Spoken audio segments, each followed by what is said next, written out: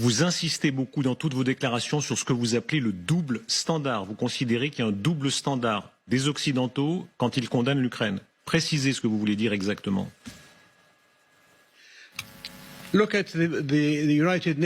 Regardez le Conseil, les résolutions du Conseil de sécurité de l'ONU sur le conflit israélo-palestinien. Aucune n'a été mise en œuvre. Il n'y a pas eu de sanctions sur Israël pour son agression contre le monde arabe depuis 1967.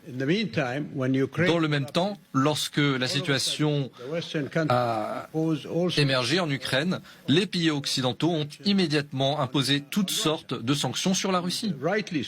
Et ils ont eu raison de le faire, parce que l'agression, c'est inacceptable que ça vienne de la Russie ou d'Israël.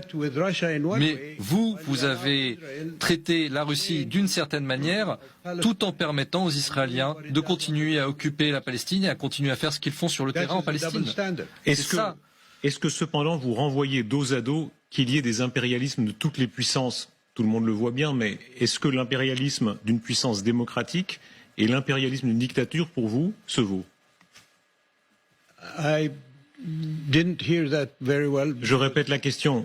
Est-ce que l'impérialisme d'une dictature et l'impérialisme d'une démocratie, pour vous, se vaut? Se valent? L'agression, d'où qu'elle vienne, c'est quelque chose de mauvais.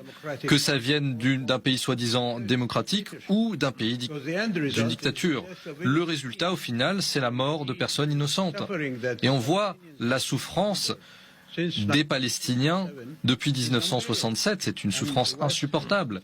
L'Occident n'a pas pris les mêmes mesures contre Israël que les mesures que l'Occident a prises contre la Russie lorsqu'elle a attaqué l'Ukraine.